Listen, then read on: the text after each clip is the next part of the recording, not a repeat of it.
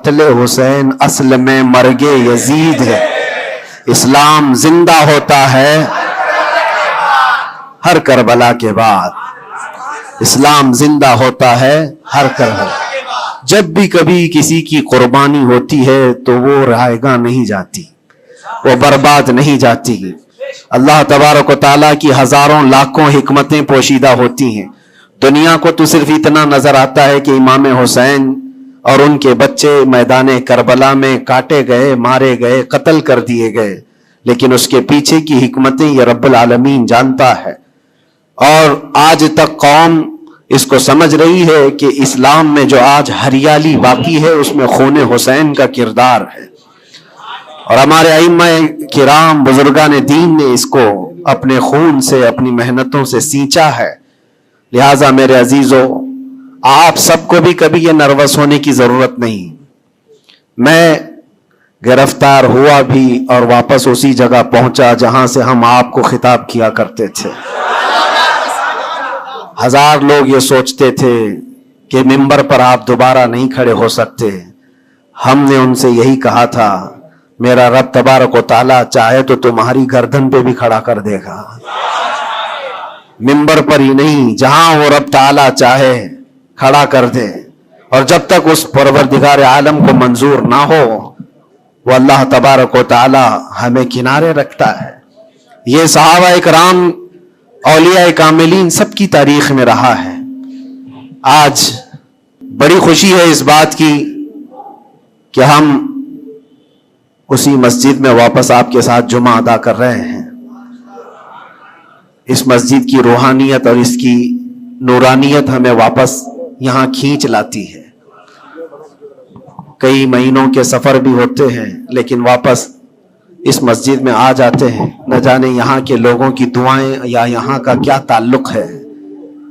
عزیزان گرامی وقار, چند باتیں میں عرض یہ کرنا چاہوں گا کہ قوم کے اندر جو ایک نروس پن ہے, خوف ہے, جس کو دوسرے لفظوں میں اگر میں کہوں تو بزدلی ہے, کس وجہ سے قائم ہے, کس وجہ سے ہے؟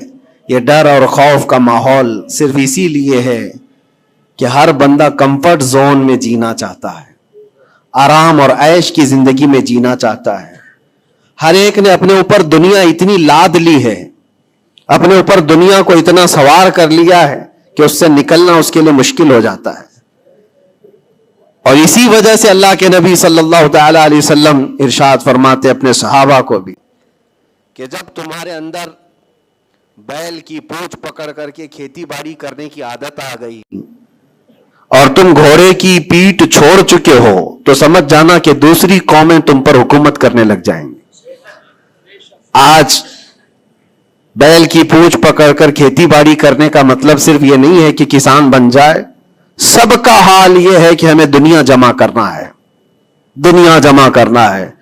اور اس دنیا جمع کرنے کے چکر میں اس کی پوری عمر ختم ہو جاتی ہے لیکن وہ حسرت پوری نہیں ہوتی, وہ حسرت پوری نہیں ہو پاتی. جتنی چیز کی تمہیں ضرورت تھی وہ تو حاصل ہو چکا تھا لیکن اس سے زیادہ کی طلب میں ہم بھاگتے ہی رہے, بھاگتے ہی رہے. ہم یہ نہیں کہتے کہ آپ گھر نہ بنائیں, ہم یہ نہیں کہتے کہ آپ اچھے کپڑے نہ پہنیں, سب کریں, لیکن کم از کم اس بات کا خیال رکھنا چاہیے کہ اس دنیا کی کمائی میں اور اس کی طلب میں کہیں ایسا نہ ہو کہ میرا دین چھوٹ جائے. ایسا نہ ہو کہ اللہ کے نبی صلی اللہ تعالی علیہ وسلم سے جو میری محبت ہے اس میں کمی آ جائے. یاد ہے آپ کو ایک حدیث پاک, اللہ کے حبیب صلی اللہ علیہ وسلم ارشاد فرماتے ہیں کہ مجھے میرے اس بات کا خوف نہیں ہے کہ میری امت مشرک ہو جائے گی, کافر ہو جائے گی. حضور پاک صلی اللہ علیہ وسلم فرماتے مجھے اس بات کا ڈر نہیں ستاتا کہ میری امت مشرک ہو جائے گی, کافر ہو جائے گی, مگر اس بات کا اندیشہ لگا رہتا ہے کہ میرے بعد تم پر دنیا پھیلا دی جائے گی اور دنیا سمیٹتے سمیٹتے تم اللہ اس کے رسول کو بھول جاؤ گے. آج وہ حالات ہیں میرے عزیزوں, سب کے وہی حالات ہیں. اکثر کی بات میں کہہ رہا ہوں, میں جب بھی کوئی گفتگو کروں تو اس کو میری فضیلت بیان کرنے پر محمول نہ کریں کہ میں اپنی بڑائی بیان کر رہا ہوں. میرے عزیزوں, ان حالات کو بھی ہم دیکھ کر کیا ہے کہ اندر جانے کے بعد ایک چیز دماغ میں گونجتی تھی, کیا بتلاؤں میں نے کیا کیا دیکھا. کھوٹا سکہ چلتے دیکھا، الٹی گنگا بہتے دیکھا، چھوٹے چھوٹوں کی بات تو چھوڑو، بڑے بڑوں کو ننگا دیکھا، اور حالات تو وہاں کے ایسے یہ ساری چیزیں سکھا دیتی ہیں. اور پھر اس بات کا خیال آتا ہے کہ امت آج کن مسائل میں گھری ہوئی ہے، جبکہ طوفان اندر انتظار میں ہے تباہی کے لیے. ہم جن مسائل میں گھرے ہوئے ہیں اس کو دیکھ کر کے پھر ڈر لگتا ہے. علماء کے مسائل، پیران اعظام کے مسائل، جماعتوں کے مسائل، چھوٹی چھوٹی باتوں پر ہم کورٹ کچہری کے چکر کاٹتے رہتے ہیں، مسجدوں کے مسائل. لیکن جبکہ دشمن نے کہاں سے کہاں تک تمہارے لیے منصوبے بنائے ہیں. حیرت ہوتی ہے میرے عزیزو. پھر وہ محاورہ ہے یا تاریخ ہے مجھے پتا نہیں، لیکن ایک بات لگتی ہے کہ بغداد پر ہلاکو جب حملہ کرنے آیا تھا تو اس وقت سنا کہ علماء چھوٹی چھوٹی چیزوں میں بحث مباحثے میں مبتلا تھے، جبکہ قوم کو انہیں اس بات کے لیے تیار رکھنا چاہیے تھا کہ ایک ظالم قوم تم پر حملہ آور ہے، اس کے مقابلے کے لیے کھڑے رہو. آج میں یہی کہنا چاہتا ہوں میرے عزیزو، چھوٹے مسائل کو درکنار ایک جگہ رکھو. امت مصطفیٰ آج جس قسم پرسی کی حالت میں ہے، جب نبی پاک صلی اللہ تعالی علیہ وسلم کی عزت پر حملے ہیں تو پھر تمہاری عزت کہاں خاک میں رہنے والی ہے؟ ہماری اپنی عزت کی بچانے کی کیا فکر کرنی ہے آپ کو؟ پوری دنیا کا حال یہ ہے. پہلے تو ایک مسلمان کی بات میں آپ کو بتاؤں، فرانس جیسا پاورفل ملک، بہت ہی مضبوط کنٹری، 100 سال پہلے کی بات بتا رہا ہوں، نبی پاک صلی اللہ تعالی علیہ وسلم کی شان میں وہ کوئی گھناؤنی یا گستاخانہ انداز کی فلم ریلیز کرنا چاہتے تھے، یا پھر کسی طرح سے مذاق مسخرے والے کام کس طریقے سے میرے آقا صلی اللہ علیہ وسلم کو نشانہ بنانا چاہتے تھے، اور اس بات کو وہ اپنی آزادی رائے اور اپنی خیال کی آزادی کو بتاتے ہیں. اس زمانے میں سلطان عبد الحمید تھے، اور ترکی کے وہ آخری خلیفہ سلطان عبد الحمید. صرف انہوں نے ایک اسٹیٹمنٹ دیا تھا فرانس کو کہ باز آ جاؤ یہ تمام چیزیں کرنے سے، ورنہ پوری دنیا لا کر میں تمہارے سر پہ پھوڑ دوں گا. صرف اتنا جملہ تھا میرے عزیزو. آج تک وہ نہ فلم ریلیز ہوئی اور نہ ہی فرانس اس چیز پر آیا. لیکن اب تو حالات بدل گئے. اب تو حالات ایسے بدلے کہ ہزاروں نہیں، لاکھوں نہیں، کروڑوں کی تعداد میں ہم موجود ہیں. اور پھر اسلامی ممالک کے نام پر پوری دنیا میں کتنے ملک ہیں؟ 57 ممالک اسلامی کہلاتے ہیں.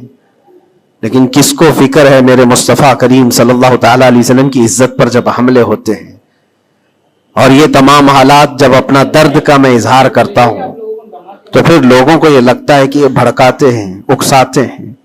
میرے عزیزو، میں چاہتا ہوں کہ قوم اصل مسائل کو سمجھے. جو اصل مسائل ہیں ان کو سمجھو، فرض کو دیکھو، نفل کی طرف نہیں. پہلے تم پر جو فرض ہے اس کے لیے کھڑے ہو جاؤ.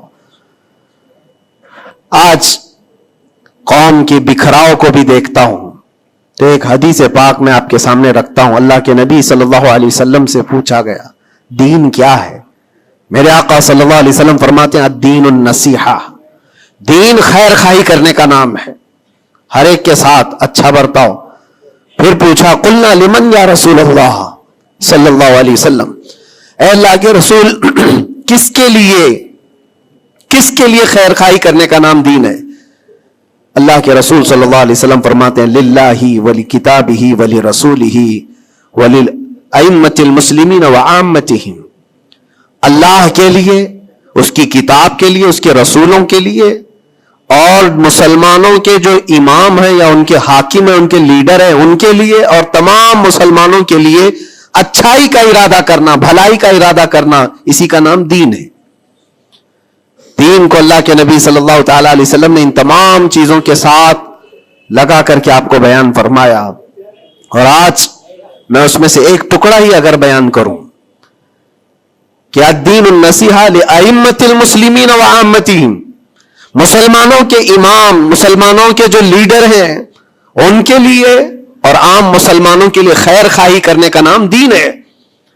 اور آج میرے عزیزوں اس بات کی بہت زیادہ ضرورت ہے، بہت زیادہ ضرورت ہے، اجتماعی طور پر سب دیکھیں کہ ہمارا مفاد کس میں ہے، امت کا کام کس میں ہو سکتا ہے۔ اور ایک حدیث میرے آقا صلی اللہ علیہ وسلم فرماتے ہیں، من اصبح ولم یہتم، حضور اکرم صلی اللہ علیہ وسلم فرماتے ہیں من لم یہتم بامرنا فلیس منا، جو اس حال میں صبح کیا کہ میری امت کا خیال نہیں کیا، حضور فرماتے وہ ہم میں سے نہیں ہے، وہ ہم میں سے نہیں ہے۔ کتنی صبح ایسی ہوتی ہیں جو تم صبح اٹھ کر کے سوچتے ہو کہ امت کا کیا ہونا ہے؟ یا آقا کریم صلی اللہ علیہ وسلم فرماتے ہیں جس نے میری امت کا خیال نہیں کیا وہ مجھ میں سے نہیں ہے، وہ ہم میں سے نہیں ہے۔ عزیزان گرامی وقار، ہر ایک کو ایک درد ستاتا ہے کہ کل کیا کھاؤں گا، کل کیا پہنوں گا، میرا گھر کیسے بنے گا، میری جاب کیسے لگے گی۔ لیکن ان غربائے امت کے لیے کون سوچتا ہے جو کاٹے جا رہے ہیں، مارے جا رہے ہیں، جن کے گھر اجاڑے جا رہے ہیں، ان کے بارے میں کبھی دل کے اندر نرمی آتی ہے؟ اگر تمام مسلمانوں کے دلوں کے اندر یہ نرمی اور یہ رحم ہوتا تو میرے عزیزو حالات ایسے نہیں ہوتے تھے، حالات ایسے نہیں ہوتے۔ صحابہ اکرام میں سے ایک مثال میں آپ کو بتا دوں کہ ہمارا دین آج جس کو ہم لے کر کے چل رہے ہیں کتنا بکھر گیا۔ سچ کہا تھا حالی نے کہ اے خاصان رسول وقت دعا ہے، امت پہ تیرے وقت عجب آ کے پڑا ہے۔ جو دین نکلا تھا بڑی شان سے اپنے وطن سے، آج وہ پردیس میں غریب الغربا ہے۔ آج دین اسلام کو ہم نے اجنبی بنا کر رکھا ہے، ہمارے گھروں میں ہی نہیں ہے، ہماری ذات پر نہیں ہے، ہم تو پھر دوسرے کو کیا تانا دیں گے؟ آپ اسلام زندہ باد کا نعرہ لگاتے ہیں اور اب اسلام کی حقانیت کو بلند و بالا انداز میں بیان کرتے ہیں، سڑکوں پر آ جاتے ہیں۔ تمہیں سڑکوں پر آ کر احتجاج کرنے کی کیا ضرورت ہے؟ تم اگر اسلام کو اتنا ہی پسند کرتے ہو تو اپنی بیویوں پر کیوں نہیں اسلام پسند کرتے؟ اپنی بچیوں پر، اپنے گھر والوں پر اسلام کو کیوں نہیں پسند کرتے؟ انہیں بے پردہ باہر جب گھمایا جاتا ہے تب اسلام زندہ باد کا نعرہ کیوں نہیں؟ یہ شادی ہال میں کبھی جا کر دیکھیں، یہ پارٹیوں میں جا کر دیکھیں، اندازہ بھی نہیں ہوتا کہ یہاں مسلمانوں کا جم غفیر ہے۔ میرے عزیزو، ایک حدیث عرض کرتا ہوں، حضرت ابو دردہ رضی اللہ تعالیٰ عنہ سے منسوب ہے۔ حضرت عمر فاروق رضی اللہ تعالیٰ عنہ کا زمانہ خلافت ہے اور عادل کے وہ بادشاہ ہیں، بیٹھے ہوئے تھے، ایک شخص کو پکڑ کر لایا گیا عدالت میں، کہا گیا کہ اس نے قرض لیا ہے اور یہ دیتا نہیں ہے۔